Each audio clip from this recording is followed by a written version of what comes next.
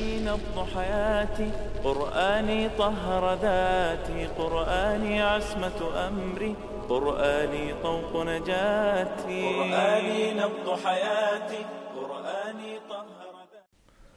بسم اللہ الرحمن الرحیم۔ السلام علیکم ورحمۃ اللہ وبرکاتہ۔ ناظرین کرام، پروگرام خلاصہ مضامین قرآن میں ہوں آپ کے ساتھ ڈاکٹر سمیع اللہ زبیری۔ آج ہم 11ویں پارہ مبارک کے مضامین کا خلاصہ آپ سے شیئر کریں گے۔ اللہ تعالی ہمیں معاف فرمائے، جو چیزیں کہنی تھیں نہ کہہ سکے اللہ معاف فرمائے، اور جو نہیں کہنی تھی وہ منہ سے نکل جاتی ہیں تو اللہ تعالی ہمیں معاف فرمائے۔ اعوذ باللہ من الشیطان الرجیم۔ یعتذرون الیکم اذا رجعتم الیہم قل لا تعتذروا لن نؤمن لكم قد نبأنا الله من أخباركم وسيرى الله عملكم ورسوله ثم تردون إلى عالم الغيب والشهادة فينبئكم بما كنتم تعملون۔ منافقین آپ سے عذر پیش کرنے آئیں گے جب آپ غزوہ تبوک سے واپس آ جائیں گے اور کہیں گے کہ ہم تو بڑے پریشان تھے، بیوی بچوں کے ساتھ تھے، ہم نہیں جا سکے، گرمی وغیرہ، تو آپ کہیں کہ لا تعتذروا، اپنے ایکسکیوز پیش نہ کرو، لن نؤمن لکم، ہم تم پہ کبھی اعتبار نہیں کریں گے۔ یعنی مومن کو صریح اور واضح ہونا چاہیے۔ ایک سراغ سے مومن 2 دفعہ نہیں ڈسا جاتا۔ ایک دفعہ دھوکہ ہو تو دوسری دفعہ اتنا عقل مند ہونا چاہیے کہ وہ اوائڈ کرے اس معاملے کو۔ اس لیے آپ نے فرمایا کہ مومن کی بصیرت ہوتی ہے۔ فرمایا قد نبأنا اللہ من اخبارکم، تمہاری خبریں اللہ نے ہمیں بتا دی تھیں۔ خبریں کون بتاتا ہے؟ اللہ۔ پیغمبر علیہ السلام کو خبریں کون بتاتا ہے؟ اللہ۔ علم غیب اللہ کے پاس ہے۔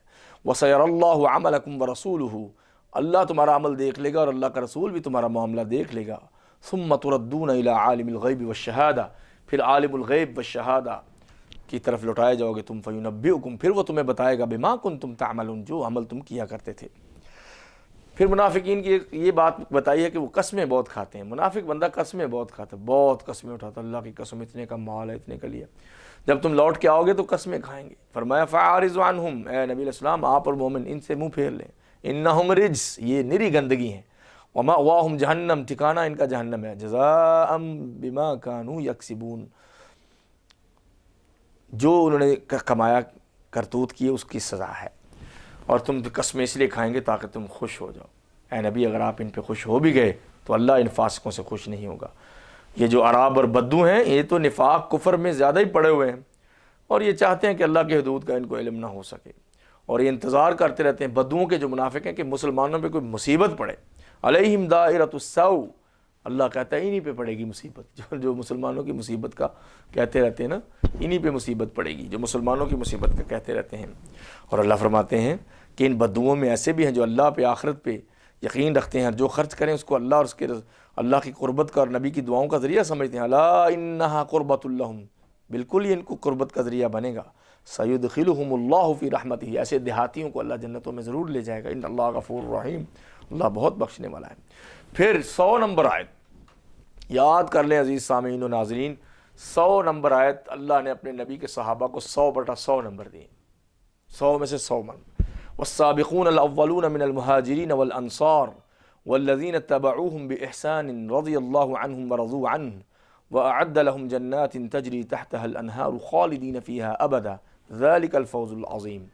اور سبقت لے جانے والے پہلوں میں سے مہاجرین اور انصار میں سے، اس لیے امام ابن تیمیہ رحمہ اللہ نے فرمایا کہ مہاجرین اور انصار کا جب مقابلہ ہو تو انصار پہ مہاجرین کو فضیلت حاصل ہے، انہوں نے بڑی مشقتیں اٹھائی ہیں، اور وہ جو ان کے پیچھے چلتے رہے آسن طریقے سے، تابعین اور تبع تابعین، رضی اللہ عنہم ورضوا عنہ، اللہ ان پہ راضی ہو چکا ہے، مہاجرین اور انصار سب پہ، حتیٰ کہ ان کے پیچھے چلنے والوں پہ بھی، اور وہ اللہ پہ راضی ہو چکے ہیں۔ باقی پھر کیا رہ گیا؟ سارے صحابہ جنتی، سب جنت میں جائیں گے، اللہ ان پہ راضی ہو چکا ہے، اور ان کے لیے جنتیں تیار کی جن کے نیچے نہریں بہتی ہیں، ہمیشہ وہاں رہیں گے۔ ذالک الفوز العظیم، یہ سب سے بڑی کامیابی ہے۔ 100 نمبر آیت سورۃ توبہ کی، 100/100 نمبر صحابہ کی۔ اس لیے قرآن کہتا ہے نا کہ جو صحابہ کے طریقے پہ چھوڑ کے کوئی اور طریقہ لائے گا تو ہم اس کو اسی طرف پھیر دیں گے اور جہنم میں پہنچا کے چھوڑیں گے۔ وَمَن يَتَّبِعْ غَيْرَ سَبِيلِ الْمُؤْمِنِينَ، جو سبیل مومنین چھوڑے گا۔ تو سبیل مومنین کیا ہے؟ جب یہ آیت نازل ہوئی تو اس وقت مومنین کون تھے؟ نبی علیہ السلام کے صحابہ تھے۔ قرآن کہتا ہے کہ جو تمہارے ارد گرد اعراب بدو ہیں ان میں کچھ منافق بھی ہیں، اور کچھ اہل مدینہ میں سے بھی منافق ہیں۔ لا تعلمہم، آپ ان کو نہیں جانتے، نحن نعلمہم، ہم جانتے ہیں، یعنی علم غیب اللہ کے پاس۔ یہ قرآن بار بار آپ کا عقیدہ ٹھیک کرتا ہے کہ اے نبی علیہ السلام آپ نہیں جانتے ان کو کہ وہ کون کون منافق ہیں، ہم ان کو جانتے ہیں، نو پرابلم، ہم ان سے نمٹ لیں گے۔ سنعذبہم مرتین، 2 دفعہ ان کو سزا دیں گے ہم، پھر قیامت کا عذاب تو اس سے بھی سخت ہے۔ اور یہ دیکھیں کہ اللہ تعالیٰ اپنے بندوں سے اعمال اور صدقات قبول کرتا ہے. اور دیکھ لو کہ ان سے کہو کہ اللہ بھی تمہارے اعمال دیکھ لے گا, اللہ کا رسول بھی, والمؤمنون, اور پھر مومن بھی دیکھ لیں گے تم جو دھوکے دیتے پھرتے ہو نا. اور پھر مسجد ضرار کا ذکر ہے, وہ مسجد جو منافقین نے کہا کہ تبوک سے واپس آ کے اللہ کے نبی آپ یہاں ہمارے ہاں نماز پڑھا دیں, برکت ہوگی تو ہم بھی نمازیں پڑھیں گے. تو کیا کیا تھا کہ وہاں مسجد کے محراب میں تلواریں رکھی تھیں کہ مسلمان آئیں گے تو اٹیک کر دیں گے. ایسے منافق تھے وہ.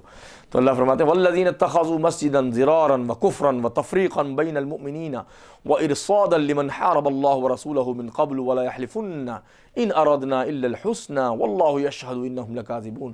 مسجد ضرار والی مسجد بنائی اور اس کو ضرار بنایا, اس کو کفر کا ذریعہ بنایا اور تفرقے کا ذریعہ بنایا اور مسلمانوں کی گھات لگائی اور کہا قسمیں اٹھائیں کہ ہم تو خیر کا ارادہ کرتے ہیں. اللہ گواہی دیتا ہے کہ یہ جھوٹے پرلے درجے کے.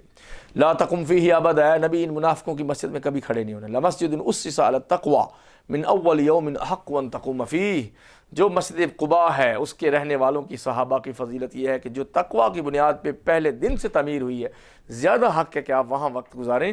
پھر اللہ نے اس کے اہل قباء کی شان بیان کی. فیہ رجال, اس میں ایسے بندے ہیں انصار, یحبون ان یتطہروا, جو طہارت پسند کرتے ہیں, واللہ یحب المطہرین, اور اللہ طہارت والوں کو بہت پسند کرتا ہے. پھر فرمایا کہ جو تقوی کی بنیاد پہ بلڈنگ قائم ہو وہ بہتر ہے یا ایسی بلڈنگ جو بجری کی سڑک پہ اس کے اوپر بنائی جائے تو بجری سے چیزیں تو سلپ ہو جاتی ہیں, تو نیچے کھائی ہے وہ گرنا ہی چاہے اس پہ کھڑا ہوں گے, یا آپ تقوی کی بنیاد پہ جو بلڈنگ کھڑی ہوگی. واللہ لا یہدی القوم الظالمین, مشرکوں منافقوں اور ظالموں کو اللہ ہدایت نہیں دیتا. اور جو انہوں نے بلڈنگ بنائی ہے یہ ان کے دلوں کو کاٹ کاٹ کے رکھ دے گی. پھر اللہ فرماتے ہیں کہ میں نے مومنوں سے ان اللہ اشتری من المؤمنین انفسهم واموالهم بان لهم الجنہ, مومنوں سے ان کی جانیں اور مال خرید کے میں نے ان کو جنت بیچ دی ہے. اللہ نے سودا کیا مومنوں سے کہ میری راہ میں جہاد کرنے آئے ہو, اپنے جانیں لے کر, اپنے مال لے کر, تو میں نے اس کے بدلے میں تمہیں سودا کر لیا ہے, جنت دے دی ہے. جنت, کوئی مال جنت نہیں خرید سکتا سوائے جو اللہ کے راستے میں ہو. اور فرمایا فیقتلون ویقاتلون فی سبیل اللہ فیقتلون ویقتلون, یہ اللہ کی راہ میں قتال کرتے ہیں, مار دیتے ہیں اور مارے جاتے ہیں. وعدا علیہ حقا, اللہ پہ وعدہ سچا ہے. فی التوراۃ والانجیل والقرآن, تورات میں بھی ان صحابہ کا ذکر ہے, انجیل میں بھی ان صحابہ کا ذکر ہے, اور قرآن میں بھی. ومن اوفی بعہدہ من اللہ, اور اللہ سے بڑھ کے وعدے کا سچا کون ہے. فاستبشروا ببیعکم الذی بایعتم بہ, جو تم نے تجارت رب سے کر لی اس سودے پہ راضی ہو جاؤ. ذالک هو الفوز العظیم, یہ شہادتیں, یہ جنتوں کا راستہ, یہ جہاد, یہ اللہ کے راستے میں خرچ کرنا, اللہ کی مدد کرنا, یہ سب سے بڑی کامیابی ہے. دنیا کی کسی ڈگری کو اللہ نے کامیابی قرار نہیں دیا. اور فرمایا وہ مومن کون ہے؟ التائبون العابدون الحامدون السائحون الراکعون الساجدون الآمرون بالمعروف والناہون عن المنکر والحافظون لحدود اللہ وبشر المؤمنین. مومنوں سے جنت کا سودا کیا ہے نا, توبہ کرنے والے, عبادت کرنے والے, حمد کرنے والے, روزہ رکھنے والے, رکوع کرنے والے, سجدے کرنے والے, نیکی کا حکم دینے والے, برائی سے منع کرنے والے, اور اللہ کی حفاظت, حدوں کی حفاظت کرنے والے. وبشر المؤمنین, یہ 8 خوبیاں تو بندہ مومن ہے. صرف کلمہ پڑھنے سے تو نہیں ہوتا نا, وہ تو اقرار کرتا ہے, آگے عمل بھی آنا چاہیے. اور اللہ فرماتے ہیں کہ کسی نبی کو اور مومنوں کو جائز نہیں کہ وہ مشرکوں کے لیے دعا کرے. یہ عقیدے کا مسئلہ ہے.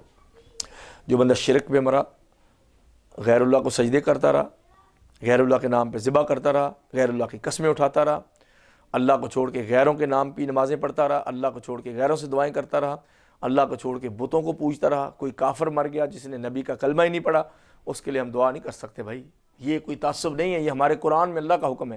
کس کے کام کے لیے دعا کریں؟ جس نے اللہ کے فیصلے کو قبول ہی نہیں کیا, جس نے یہ مانا ہی نہیں کہ محمد صلی اللہ علیہ وسلم اللہ کے آخری نبی ہیں, تو اس کے لیے کیسے دعا کر دیں؟ ہم ایسے کیسے کر سکتے ہیں؟ اللہ کے نبی کو ما کان للنبی والذین آمنوا ان یستغفروا للمشرکین ولو کانوا اولی قربا من بعد ما تبین لهم انہم اصحاب الجحیم. اس کے بعد کہ پتہ چل جائے کہ یہ تو پکے جہنم میں جائیں گے مشرک, ان کے لیے نبی اور اس کے صحابہ اور مومن دعائیں نہیں کر سکتے. اور ابراہیم علیہ السلام نے جو اپنے مشرک باپ کے لیے دعا کی تھی, وہ ایک وعدہ تھا کہ میں اپنے رب سے تمہارے لیے خیر مانگوں گا کہ اللہ قیامت کے دن مجھے رسوا نہ کرنا.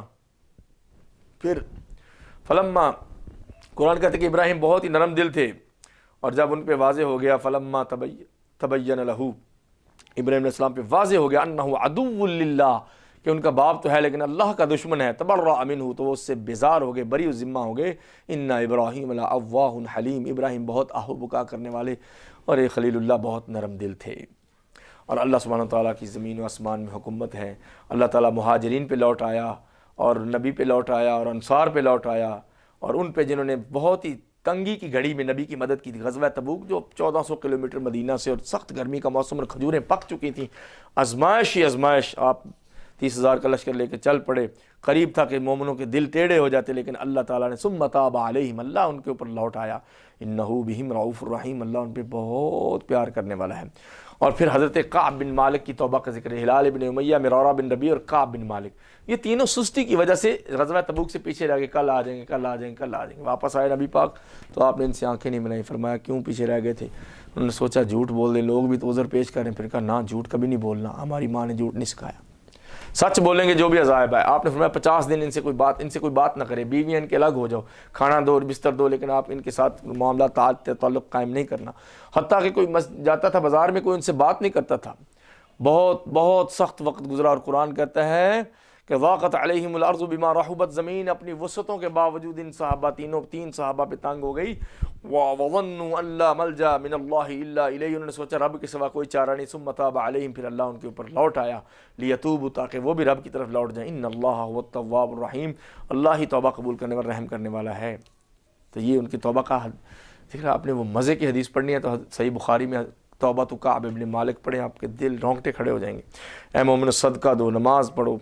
اور فرمایا کہ اہل مدینہ کو جائز نہیں تھا کہ غزوہ تبوک میں جاتے ہوئے یا غزوہ بدر میں جاتے ہوئے کوئی بھی نبی پاک سے پیچھے رہ جاتا، اور ان کو جائز نہیں تھا کہ اپنے آپ سے نبی سے اپنے آپ کو اچھا سمجھتے.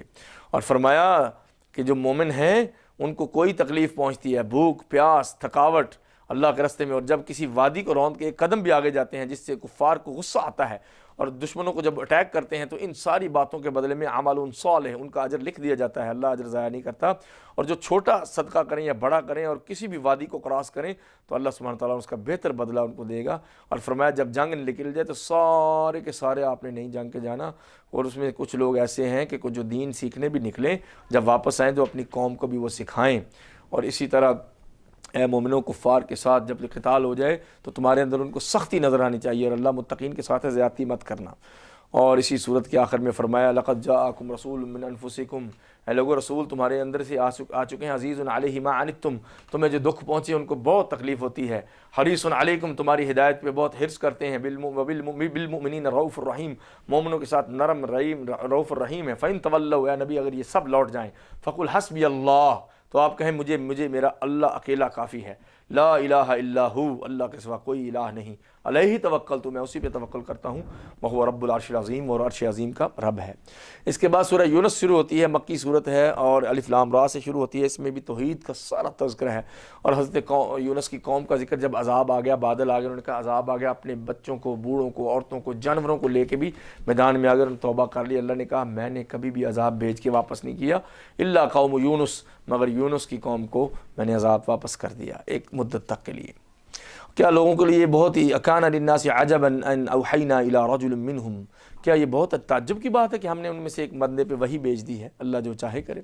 اور یہ انہوں نے کہا یہ جادو ہے. پھر اللہ تعالیٰ نے اپنی توحید الوہیت جہاں سمجھائی ہے، توحید ربوبیت کے ذریعے سمجھائی ہے.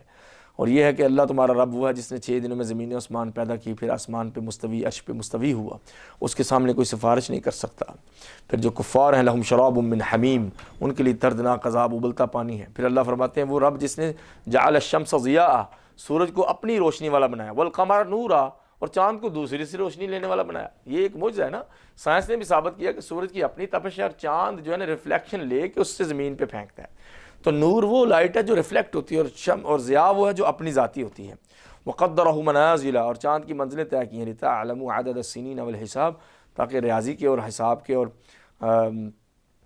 دنوں کے اور مہینوں اور سالوں کے تم جو ہے نا وہ حساب لگا لو، اور زمین اور دن اور رات کے آگے پیچھے میں بھی آنے میں بھی نشانیاں ہیں. اور جو نیک عمل کرے گا اسی کو بدلہ ملے گا. اور جنت میں جائیں گے دعواہم فیہا سبحانک اللہم وتحیتہم فیہا سلام، سبحانک اللہ پڑھیں گے اور سلام کریں گے جنت میں. اور لوگوں کی مثال دی ہے مشرکین کی، اگر یہ کہتے ہیں لے آؤ عذاب لے آؤ، اللہ فرماتے ہیں اگر میں جلدی یہ چیزیں لے آؤں تو پھر کچھ بھی باقی نہیں رہے گا. اور انسان کی یہ فطرت کہ جب اس کو دکھ پہنچتا ہے تو لمبی دعائیں کرتا ہے، لیٹ کے بیٹھ کے کھڑے ہو کر. جب دکھ دور کر دیا جاتا ہے تو کیسے جیسے ہمیں کبھی اس نے پکارا ہی نہیں تھا اور کبھی دکھ پہنچا ہی نہیں تھا. یہ تو حد سے بڑے ہوئے لوگوں کی نشانی ہے. پہلی امتوں کو بھی تباہ کیا گیا، اللہ فرماتے ہیں. تو پھر مجرمین کے ساتھ یہی انجام ہوتا ہے. اور جب آیتیں پڑھی جاتی ہیں تو کہتے ہیں کوئی اور قرآن لے آؤ بدل دو. آپ کہیں میں قرآن نہیں بدل سکتا اپنی طرف سے, ان اتبع الا ما یوحی الیہ, میں بھی قرآن کو فالو کرتا ہوں, اللہ کے نبی قرآن نہیں بدل سکتے بھائی, قرآن اللہ کی کتاب ہے, تو وہ دوسرے کیسے بدل سکتے ہیں. پھر قرآن نے توحید کی بات شروع کر دی, وَيَعْبُدُونَ مِن دُونِ اللَّهِ مَا لَا يَضُرُّهُمْ وَلَا يَنفَعُهُمْ, کہ یہ رب کے سوا ان کی پوجا کرتے ہیں جو نہ نفع دے سکتے ہیں نہ نقصان. وَيَقُولُونَ هَؤُلَاءِ شُفَعَاؤُنَا عِندَ اللَّهِ, عقیدہ سیکھ لیں, اور یہ کہتے ہیں کہ یہ اللہ کے نزدیک ہمارے ہیں, اللہ کے ہاں سفارشی ہیں, سفارش کریں گے, یہ خدا نہیں ہے, ہمارے سفارشی ہیں. آج بھی کیا ہوتا ہے, آج بھی لوگ یہی کہتے ہیں نا کہ فلاں پیر صاحب ہماری سفارش کریں گے, فلاں قبر والے کریں گے. یہ کہاں سے یہ عقیدہ آیا؟ یہ مشرکین سے. قرآن پڑھ لیں سورہ یونس میں سے, کہ جو بتوں کی پوجا کرتے تھے کہتے تھے یہ خدا تھوڑی ہیں, تو اللہ کے درمیان اور ہمارے درمیان میں سفارشی ہیں. تو اللہ فرماتے ہیں تعالی عما یشرکون, اللہ اس شرک سے بری ہے. اور سبحان اللہ, فقل انما الغیب للہ, اے نبی آپ فرما دیں غیب اللہ کے پاس ہے, فانتظروا, تم بھی انتظار کرو, انی معکم من المنتظرین, میں بھی انتظار کر رہا ہوں.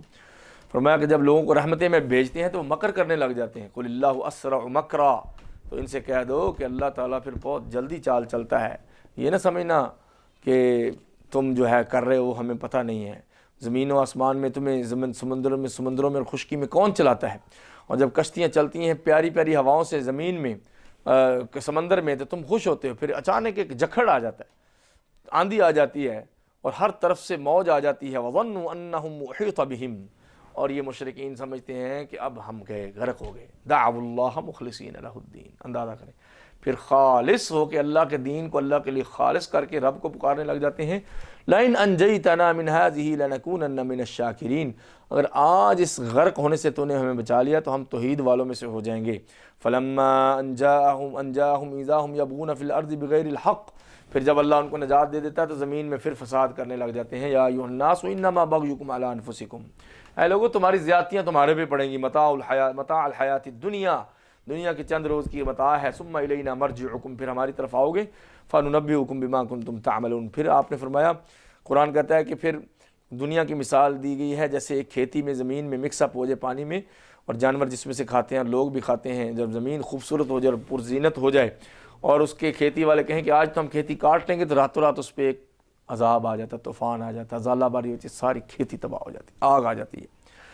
فَجَعَلْنَاهَا حَصِيدًا كَأَن لَّمْ تَغْنَ بِالْأَمْسِ, پھر ہم اس کو ٹکڑے ٹکڑے کر دیتے ہیں جیسے کبھی کھیتی تھی نہیں. كَذَلِكَ نُفَصِّلُ الْآيَاتِ لِقَوْمٍ يَتَفَكَّرُونَ, ہم ایسے لوگوں کو سمجھاتے ہیں آیتیں تاکہ سمجھ جائیں کہ دنیا میں موت بھی آپ کو ایسے ہی آ سکتی ہے, اور جو نیکی کریں گے ان کو زیادہ ملے گا. فَكَفَىٰ بِاللَّهِ شَهِيدًا بَيْنَنَا وَبَيْنَكُمْ, جو لڑ پڑیں مشرکین بحث کریں, کہو کہ اللہ ہمارے درمیان گواہ کافی ہے, ہم تم سے بحث نہیں کر سکتے. اور ان سے کہو کہ تمہیں آسمانوں اور زمین میں رزق کون دیتا ہے. اَمَّن يَمْلِكُ السَّمْعَ وَالْأَبْصَارَ, اور تمہاری سماعتوں کا اور تمہاری بصارتوں کا مالک کون ہے. وَمَن يُخْرِجُ الْحَيَّ مِنَ الْمَيِّتِ, اور میت سے زندہ کس کو کون نکالتا ہے. وَيُخْرِجُ الْمَيِّتَ مِنَ الْحَيِّ, اور زندہ سے مردہ کو کون نکالتا ہے. وَمَن يُدَبِّرُ الْأَمْرَ, سارا نظام کون چلاتا ہے. فَسَيَقُولُونَ اللَّهُ, کہیں گے کہ اللہ. فَقُلْ أَفَلَا تَتَّقُونَ, پھر کہو کہ تم شرک کیوں نہیں چھوڑتے. جب یہ سارے کام اللہ کرتا ہے تو بت پرستی کہاں سے کرتے ہو. فَذَلِكُمُ اللَّهُ رَبُّكُمُ الْحَقُّ فَمَاذَا بَعْدَ الْحَقِّ إِلَّا الضَّلَالُ فَأَنَّىٰ تُصْرَفُونَ, یہ تمہارا رب سچا ہے جس کے اندر اتنی صفتیں ہیں. کسی کے اندر اتنی صفت ہے کہ آنکھیں دے دے, کان دے دے, سماعت دے دے, دل کی دھڑکنیں دے دے, سوچ دے دے, محبتیں دے دے, خوبصورتیاں دے دے, کوئی دے سکتا ہے کچھ. ایک مکھی کا پر نہیں بنا سکتے, مکھی ایک ذرہ چھین کے لے جائے تو وہ واپس نہیں لے سکتے. تو فرمایا یہ رب سچا ہے, اس کے بعد حق, سچ کے بعد صرف جھوٹ ہی جھوٹ ہوتا ہے. اور فرمایا ان سے کہو کہ اپنے شرکاء میں سے کوئی ایسا لے کے آؤ جس نے کبھی کوئی تخلیق شروع کی ہو, پھر اس کو لوٹا کے بھی دکھائے. قل اللہ یبدأ الخلق ثم یعیدہ, اللہ ہی دیکھ لو تخلیق شروع کرتا ہے, لوٹاتا ہے, بچہ پھر بڑا, جوان, بوڑھا, پھر واپس بچوں کی طرح. تو پھر کہ حل من شرکائکم من یہدی الی الحق, کوئی ہے جو حق کی راہ دکھا سکے تمہارے شرکاء میں سے. قل اللہ یہدی للحق, اللہ ہی دکھاتا ہے حق کی راہ. افمن یہدی الی الحق یحق ان یتبع, جو حق کی راہ دکھائے اس کو فالو کرنا چاہیے. امن لا یہدی, یا جو بالکل کوئی راہ نہ سجا سکے, الا یہدا, سوائے اس کے کہ اس کو خود بتایا جائے. فما لکم کیف تحکمون, کیسے فیصلے کرتے پھر رہے ہو. پھر اللہ تعالیٰ پہ اوپر جھوٹ باندھتے ہیں. کہو کہ چلو پھر اگر تم کہتے ہو قرآن جھوٹا ہے, ہم نے گڑھ لیا, تو اس کی ایک صورت ہی بنا کے لے آؤ اور اپنے سارے شریکوں کو بلاؤ ان کو تم صادقین, اگر تم سچے ہو. اور پھر یہ فساد قرار دیا گیا شرک کو. اور اگر آپ علیہ السلام کو کہا گیا کہ اگر تمہیں آپ کو جھٹلائیں تو آپ سیدھا سیدھا یہ کہہ دیں فقل لی عملی ولکم عملکم عملکم، میرا عمل میرے ساتھ ہے بھائی، تمہارا عمل تمہارے ساتھ ہے۔ فرمایا قل لا املک لنفسی ضرا ولا نفعا، یہ ساری توحید پہ صورت ہے کہ نبی آپ فرما دیں میں اپنی جان کے نفع نقصان کا بھی مالک نہیں، الا ما شاء اللہ، مگر جو اللہ چاہے۔ لکل عمل اجل کتاب، ہر قوم کی ایک کتاب کا وقت مقرر ہے۔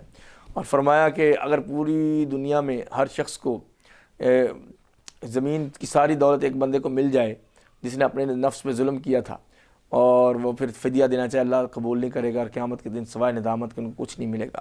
پھر فرمایا لوگوں تمہیں نصیحت کی جاتی ہے تمہاری طرف اللہ کی طرف سے دلوں کو نرم کرنے والی نصیحت کی کتاب آ گئی، وشفاء لما فی الصدور، اور جو سینوں میں ٹھنڈ ڈالتی ہے، شفا دیتی ہے، وہ کتاب ہے۔ اس سے اسلام سے اور نبی پاک سے خوش ہو جاؤ۔ قرآن ان سب دولتوں سے اچھا جو لوگ جمع کرتے پھر رہے ہیں، اور اللہ کے ولیوں کو کوئی خوف نہیں ہوتا، نہ دنیا چھوڑنے کا، نہ آخرت میں پہنچ کے کسی عذاب کا۔ اللہ کے ولیوں پہ اتنی سکینت ہوتی ہے، ان کو خوشخبریاں ہوتی ہیں۔ اس طرح اس کے بعد حضرت نوح علیہ السلام کا قصہ ہے، اور قوم نے ان کے ساتھ جو زیادتیاں کی اور ان کو ٹھٹھا کیا، اور ان کا کشتی بنا رہے جب دریا نہیں ہے، پھر کشتی میں گند کر دیا، اور پھر بہت تنگ کیا، تو سارا وہ قصہ ہے۔ پھر وہ سورہ ہود میں اس کی تفصیل بیان ہے۔ تو 11ویں پارے کے آخر میں قوم نوح کا ذکر ہے کہ کس طرح انہوں نے ان کو تنگ کیا، پھر اللہ نے تباہ کر دیا۔ پھر قوم فرعون کا ذکر ہے، اور اصل میں یہ تذکرے قوموں کی تباہی کے مکی صورتوں میں زیادہ ملتے ہیں، کیونکہ پھر یہ اشارہ ہے کہ قریش تم بھی کوئی اتنی سخت قوم نہیں، تمہارے سے بڑی بڑی قومیں پہلے تباہ ہو گئی ہیں۔ ان اللہ لا یصلح عمل المفسدین، اللہ فسادیوں کے کام ٹھیک نہیں کرتا۔ یہ مفسدین اللہ نے جادوگروں کو قرار دیا ہے۔ اور فرمایا کہ موسیٰ علیہ السلام پہ تھوڑے سے لوگ مومن ہوئے تھے فرعون سے ڈر ڈر کے، وَإِنَّ فِرْعَوْنَ لَعَالٍ فِي الْأَرْضِ وَإِنَّهُ لَمِنَ الْمُسْرِفِينَ، وہ زمین میں بڑا متکبر تھا، بڑا بنا ہوا تھا، وہ زیادتیاں کرنے والا تھا۔